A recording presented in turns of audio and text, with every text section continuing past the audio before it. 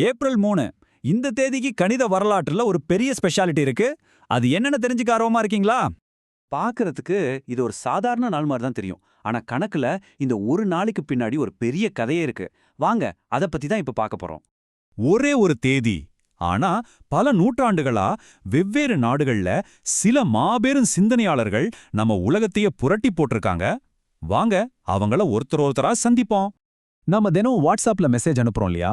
நம்ம அனுப்புற மெசேஜ் நம்ம அனுப்புறவங்களுக்கு மட்டும்தான் தெரியுது. வேற யாருமே படிக்க முடியாத அளவுக்கு அது எப்படி அவ்ளோ சீக்ரெட்டா இருக்கு? என்னைக்காவது யோசிச்சு பார்த்திருக்கீங்களா? இதுக்கு பதில் தெரிஞ்சுக்க நாம டைம் டிராவல் பண்ணி ரொம்ப பின்னாடி போகணும். சரியா சொல்லணும்னா ஏப்ரல் 3, 1472க்கு அன்னைக்கு தான் லியோன் பாட்டிஸ்டா ஆல்பர்ட்ங்கிறவர் இறந்து போறார்.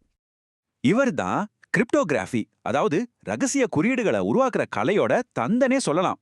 எப்படி ஒரு மெசேஜை மத்தவங்க கண்டுபிடிக்க முடியாத அளவுக்கு மாத்துறதுன்னு முதல்ல ஒரு புத்தகம் எழுதினதே இவர்தான். யோசிச்சு பாருங்க, கம்ப்யூட்டரே இல்லாத காலத்துல 500 வருஷத்துக்கு முன்னாடி இன்னைக்கு நம்ம பண்ற டிஜிட்டல் சேட்டுக்கான பூட்டை கண்டுபிடிச்சிருக்காரு. சரி, கதை இன்னும் முடியல. அதே ஏப்ரல் 3 தான். ஆனா இப்ப நாம பல வருஷங்கள் முன்னாடி வர்றோம். அடுத்த கதை என்னன்னு பார்க்கலாமா? இப்ப ஆன்லைன் பேங்கிங், ஷாப்பிங்னு எல்லாமே நம்ம விரல் நுனியில இருக்கு. ஆனா நம்ம பேங்க் டீடைல்ஸ், பாஸ்வேர்ட் எல்லாம் ஹேக்கர்ஸ் கிட்ட இருந்து எப்படி பாதுகாப்பா இருக்கு? அதுக்கும் இதே ஏப்ரல் 3 தான் காரணம். 1900ஆவது வருஷம் ஜோசப் பர்ட்ராண்ட்ங்கிற இன்னொரு கணித அறிஞர் இதே தேதியில தான் இறந்தார். இவருக்கு பிரைம் நம்பர்ஸ், அதாவது பகா எண்கள் மேல பயங்கர ஆர்வம். இந்த நம்பர்ஸ் கொஞ்சம் ஸ்பெஷல், அதால மட்டும்தான் அதை வகுக்க முடியும். இந்த தனிமையான எண்கள் தான் இன்னைக்கு நம்மளோட எல்லா ஆன்லைன் பாதுகாப்புக்கும் அஸ்திவாரம்னு சொன்னா நம்புவீங்களா? ஒரு விதத்துல சொல்லணும்னா இந்த பிரைம் நம்பர்ஸ் தான் இன்டர்நெட்டோட சீக்ரெட் கார்ட்ஸ். அந்த கார்ட்ஸ் எங்க ஒளிஞ்சிருக்குன்னு தேடின முதல் சில ஆட்கள்ல இவரும் ஒருத்தர். பாத்தீங்களா, ஒரே தேடி 2 பெரிய கதைகள். இன்னும் 1 பாக்கி இருக்கு. வாங்க இப்ப நம்ம காலத்துக்கு பக்கத்துல வருவோம். சரி, அடுத்த கேள்வி.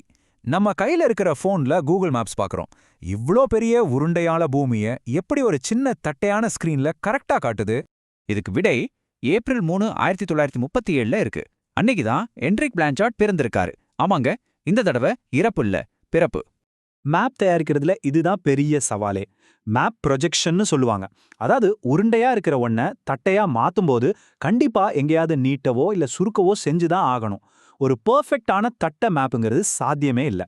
அப்போ விஷயம் என்னன்னா, ஒவ்வொரு மேப்பும் ஒரு அழகான கணித பொய்ய நமக்கு சொல்லுது. எதுக்குன்னா நாம இருக்கிற இடத்தோட உண்மையை தெரிஞ்சுக்கிறதுக்கு தான். இப்ப இந்த 3 பேரையும் பாருங்க. ஆல்பர்டி, பெட்ரான், பிளான்ஷார்ட். 500 வருஷ கேப்ல வாழ்ந்தவங்க. ஆனா அவங்க எல்லாரையும் இணைக்கிற புள்ளி ஒன்னே ஒண்ணுதான், ஏப்ரல் 3. சரி, தேதி மட்டும்தான் இவங்களை இணைக்குதா? இல்ல, அதுக்கும் மேல ஒரு விஷயம் இருக்கு. இவங்க எல்லாருமே ஒரு சக்தி வாய்ந்த கேள்வியை கேட்டாங்க. இந்த கண்ணுக்கு தெரியற குழப்பத்துக்குள்ள ஒளிஞ்சிருக்கிற ஒழுங்குமுறை என்ன? அவங்க அந்த கேள்வியை கேட்டதால தான் இன்னைக்கு நாம யாருக்கும் தெரியாம மெசேஜ் அனுப்ப முடியுது. ஆன்லைன்ல பயம் இல்லாம பணம் அனுப்ப முடியுது. ஒரே ஒரு டச்ல உலகத்துல எந்த மூலைக்கும் வழி கண்டுபிடிக்க முடியுது.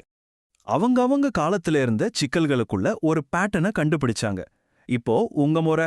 உங்களை சுத்தி இருக்கிற இந்த உலகத்துல நீங்க என்ன மறைக்கப்பட்ட பேட்டர்னை கண்டுபிடிக்க போறீங்க?